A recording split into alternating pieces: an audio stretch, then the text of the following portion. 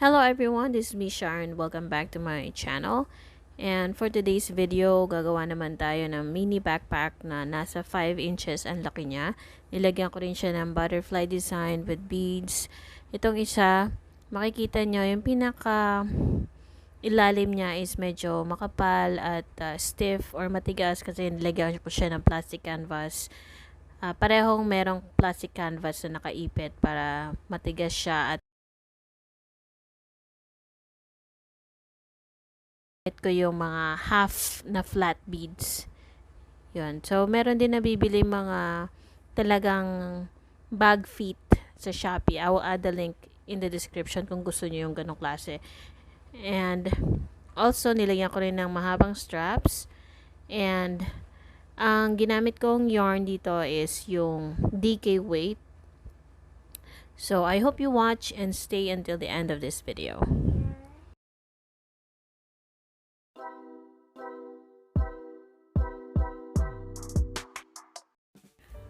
So, ito yung naunang mini backpack na ginawa ko.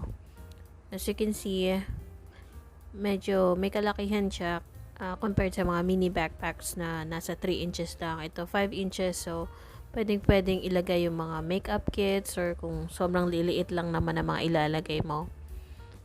Ayan, pwede rin sa mga bata, 'di ba? Pwedeng isakbit sa likod. Ilalim niya is worked in single crochets. At itong ipapakita ko naman ay ang plastic canvas. So, ni-recycle ko na lang dahil nanghihinayang ako sa natira. So, tinahi ko siya para maging square siya. Etong yarn na to is a DK weight. At gagamit ako ng dalawang color, royal blue at saka light blue. And also, ang gagamitin kong crochet hook ay 3.25 mm. So, first, gagawa tayo ng magic ring. Tapos, chain 3. This will count as 1 double crochet. And then, we're gonna work 2 more double crochets. Tapos, we're going to work a treble crochet after that. So, we're going to repeat this one 4 times. So, after making the treble crochet, we're gonna make 3 more of this.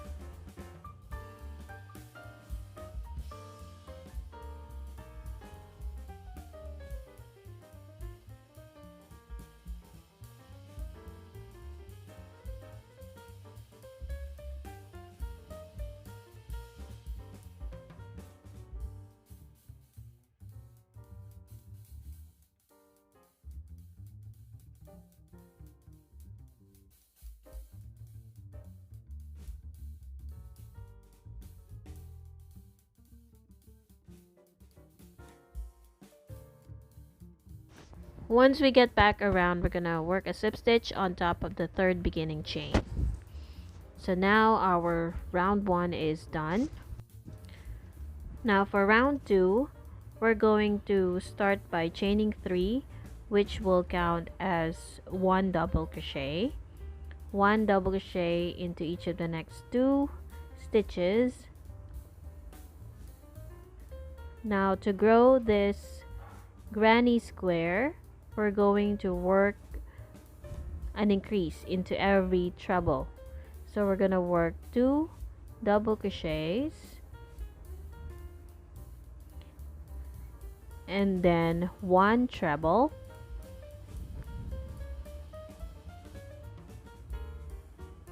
two more double crochets, all into the same stitch.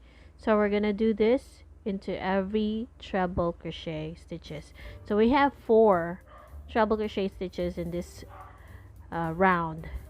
So we're gonna repeat that. So bale, we're making 4 double crochet stitches and then 1 treble in the middle.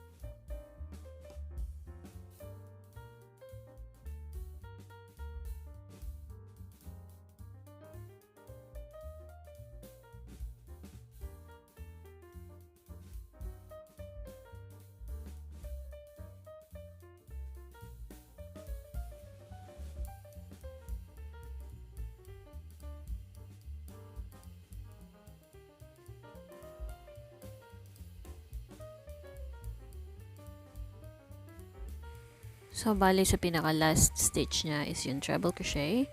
At dun tayo maglalagay ng last increase, which is 2 double crochets, 1 treble, and 2 double crochets.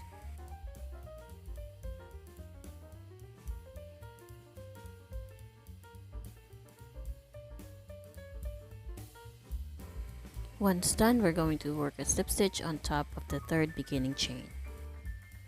So for round 3, we're going to chain 3, which will count as 1 double crochet, and we will work an increase into every treble of the previous round. So that's how we grow this granny square, and you can grow this square until you get to the size that you want. So I did 2 more rounds, and that is the size that I'm be making for the bottom of this mini backpack. So hanggang round 4 lang ako, and then yung plastic canvas ay dapat nakasize niya. And then we're going to put the 2 pieces together and work 1 round of double crochets. So dapat magkakatapat yung stitches niya dun sa kabilang piece para hindi siya tabingi or lopsided.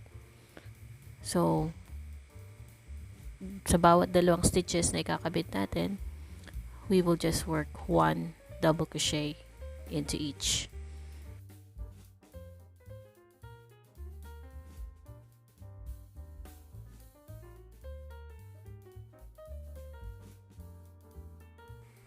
Tapos for every corner, that's when we're going to include the stitch into the corner of the plastic canvas so it will not move, para stable lang yung plastic canvas natin at hindi siya gagalaw.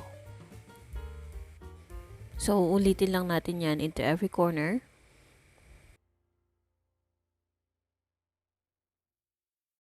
So ito na yung pinakailalim ng bag, and ito naman yung sa loob. So kung makikita nyo, pareho lang siyang front sides. And then to end this round, we're going to work a slip stitch into the first stitch, which is yung chain 3. Tapos ulitin lang natin yung round na to by working chain 3, which will count as 1 double crochet, 1 double crochet into every stitch around. So up to round 18, kung hindi kayo magpapalit ng color, yun. So after working 4 more rounds of this, mag-change ako ng color sa royal blue. So ang purpose ng plastic canvas is para kumapal yung pinaka ilalim niya.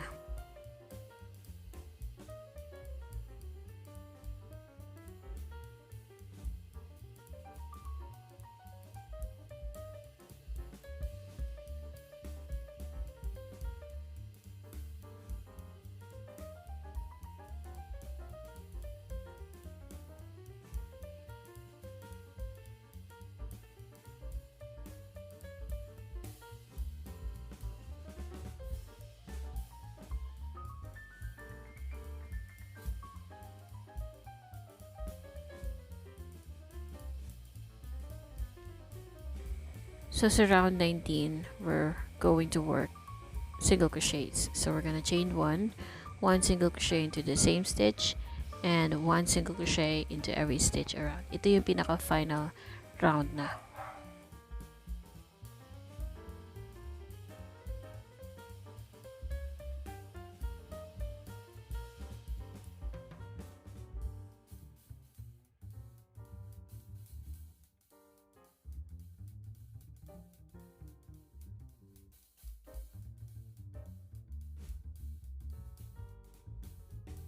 So, ang next step naman, we're gonna fold it this way para maging drawstring ang style niya.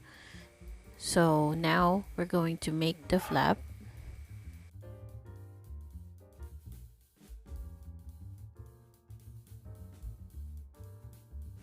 So, make a slip knot.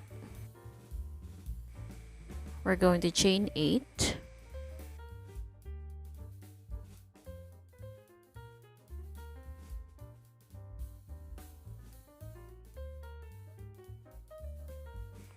So after chaining 8, we're gonna chain 3 more for the turning chain, and then into the 4th chain from hook. That is where we're gonna work our second double crochet. So 1 double crochet, except when you get to the last stitch, because we're gonna work 6 double crochets into that very last stitch.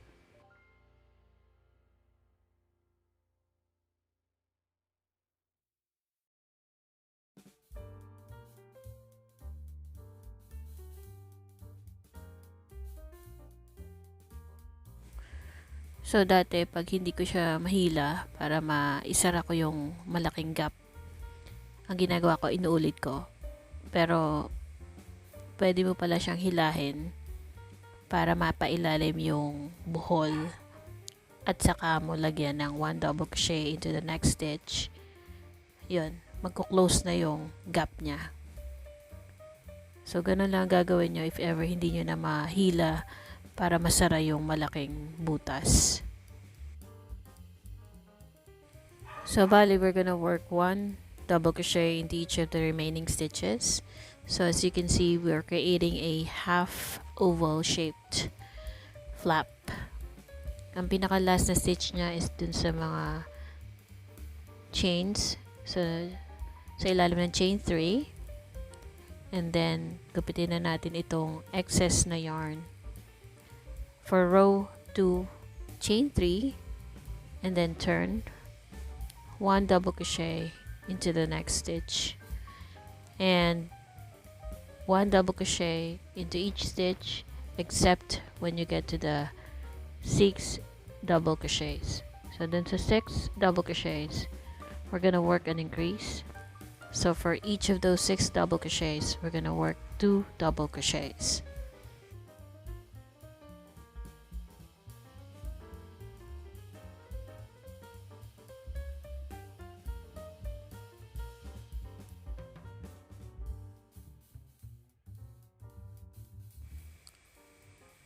After nyan, yung mga remaining stitches, we're just gonna work 1 double crochet into each.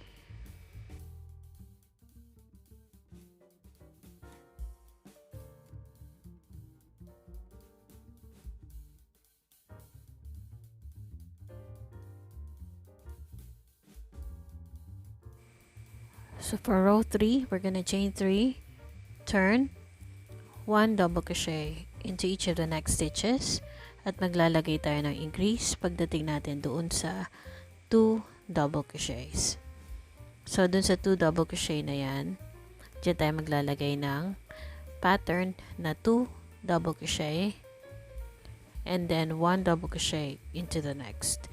So ulitin lang natin yan ng 6 times para makagawa tayo ng half oval na shape. So ulitin natin hanggang dun sa last increase na 2 double crochets.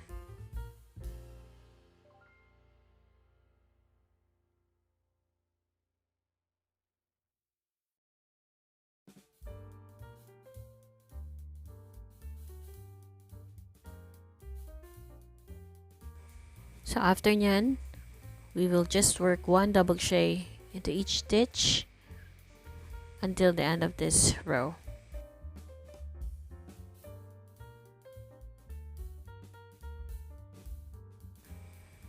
So, mag-work muna tayo ng isa pang row. We're gonna chain 3 and then turn 1 double crochet into each of the next stitches, except when you get to the increase or 2 double crochet.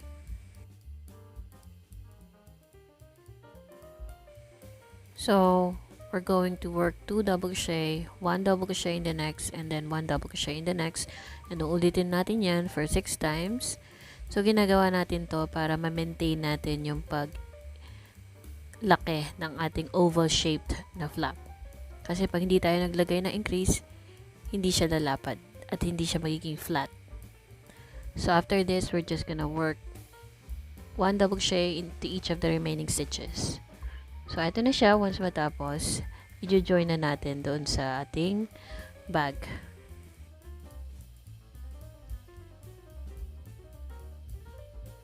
So, nakita niyo naman yung fold na ginawa ko. Kasi gagawin natin siyang drawstring na mini backpack. And then, ang pag-join ko is mag-work ako ng single crochet stitches hanggang dun sa dulo.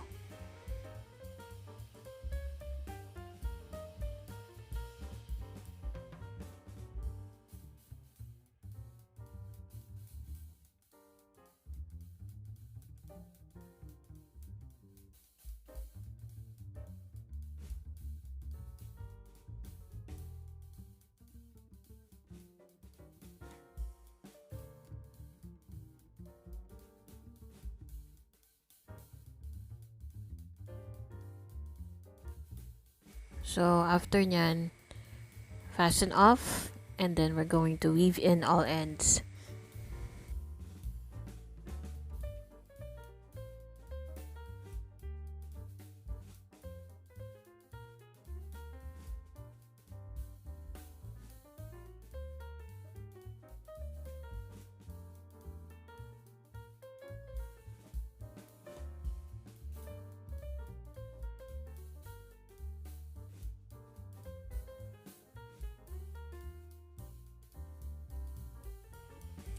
Para sa drawstring naman, nag-chain ako na 100 and medyo hinabaan ko yung tali niya para later on maikabit ko yung mga beads na ilalagay ko. So, ganyan lang ako maglagay ng string para sa drawstring part ng mini backpack. So, hindi na ako naglagay ng gaps dun sa mga stitches na tinusukan ko kasi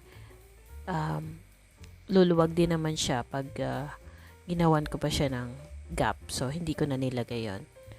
So, nilalagay ko lang siya dun sa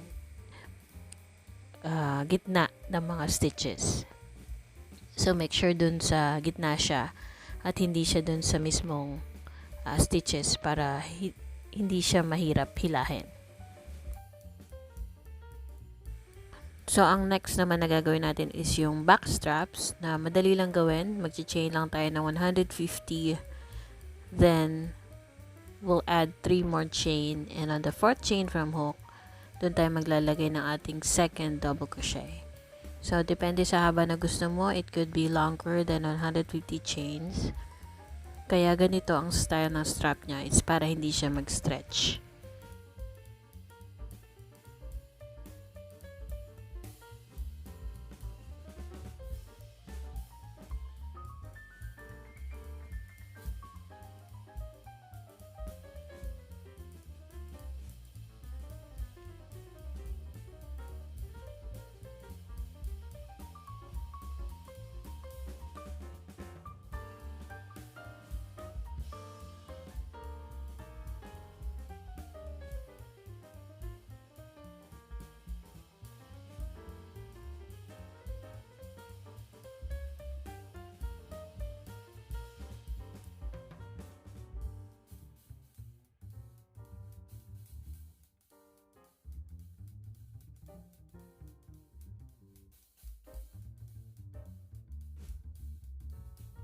So, syempre gagawa tayo ng 2 piraso nitong strap na to.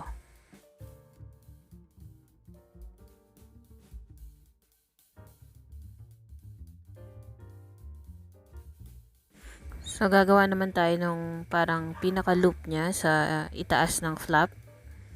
So, mag-chain 18 lang tayo and then add 2 more chains. Tapos, on the 3rd chain from hook, doon tayo gagawa ng ating second double crochet. And then, 1 double crochet into each stitch all throughout the row.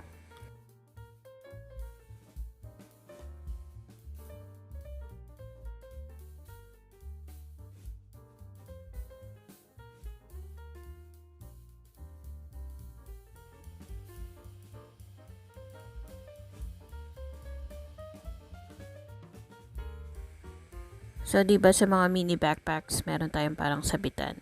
So, ayan, ilalagay natin dyan sa pinaka-itaas ng ating flap. So, tatahiin lang natin using the yarn needle.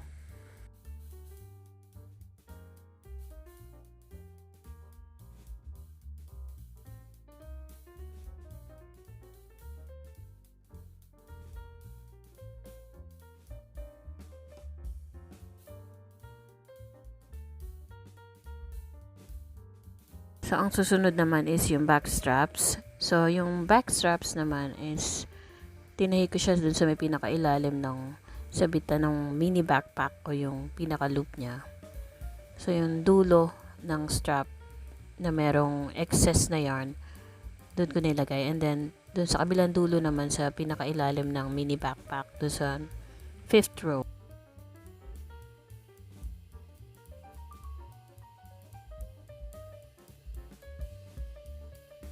Susunod naman is gagawa tayo ng butterfly applique.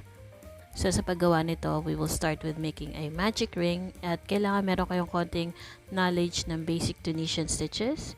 We're gonna chain 9 and dun sa pinaka back chain niya, yung pinaka first yan, dyan tayo magpo-pull up ng loop. Pull up 1 loop into each back chain hanggang dun sa ring. So, magpo-pull up pa rin tayo. So, ang tawag dito is forward pass when you're doing the basic Tunisian stitch. And usually, dun sa mismong front loop ng chain, hindi sa back chain. But in this case, we're doing it sa back chains. And then, one more into the ring. So, mag-pull up tayo ng isa pang loop. And then, we'll do the return pass. So, 2 loops at a time. So, once matapos natin ito, makakabuo na tayo ng first row. So, for the basic Tunisian stitch, ito, nabuo na natin ang first row after doing the 2 passes. So, slip stitch natin into the first back chain para ma-decrease yung stitch. And then, pull up a loop into each of the remaining back chains hanggang dun sa ring. And then, ulitin lang natin, return pass 2 loops at a time yung pag-pull through natin. So, after that, we're going to work a slip stitch again para ma-decrease yung stitch. And then, pull up a loop into each of the remaining back chains. And then, into the magic ring. And then, pull through 2 loops at a time. Return pass. Natapos ang 3rd row. Slip stitch again into the first back chain. And then, pull a loop into each of the remaining back chains until we get to the ring. And then pull through 2 loops until you get to the end to finish the 4th row. So now we're going to work a slip stitch into each back chain to finish this first part of the butterfly, which is the first big wing. Now we're going to make 2 small wings. So yung 2 small wings, identical lang siya. So slip stitch into the ring, and then finally we're gonna make a smaller one. So chain 3 and then into each of the next 2 back chains, we're going to pull up a loop hanggang sa ring and then pull through 2 loops until we reach the end, and then we're going to repeat. So pull up a loop into each of the 2 back chains and then until the ring, tapos pull through 2 loops and then work slip stitches into each of the 2 back rings and then slip stitch into the ring. Uulitin lang natin to make 1 more of this.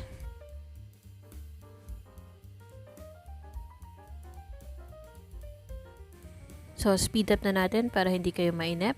Yung nga palang next big wing, maglalagay naman tayo ng increase. So, we're gonna start by chaining 5. So, reverse naman yung ginagawa natin. Palaki naman ito. So, after chaining 5 into each of the back chains, we're going to pull up a loop until we get to the ring. We're going to pull up 1 more loop. So, after this, we're going to pull through 2 loops at a time. And then, we're going to chain 1 to add an increase or to increase. So, nadagdagan ng isang back chain, we're going to pull up a loop into each of those back chains, 1 more loop into the ring, and then pull through 2 loops at a time. So we're going to repeat this until we reach row 4. So we keep adding 1 chain until we finish the 4th row.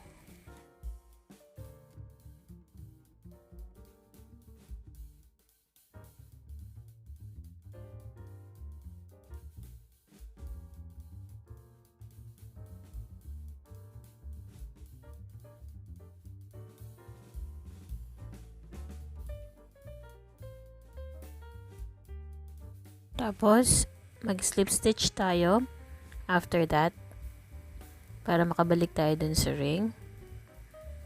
So, natapos na natin yung wings ng ating butterfly. Next, we're gonna make the antenna. So, we're gonna chain 8 and then on the second chain, we're gonna start working slip stitches until we get back to the final chain. And then we slip stitch. And then, we're going to repeat to make one more.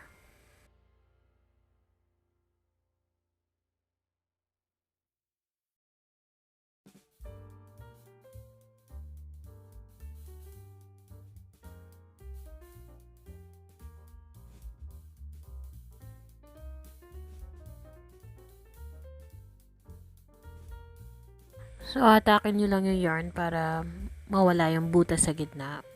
And then, I'm going to add a magnetic button dito sa mini backpack. So, tinatahi lang siya and I have a tutorial on how to attach those.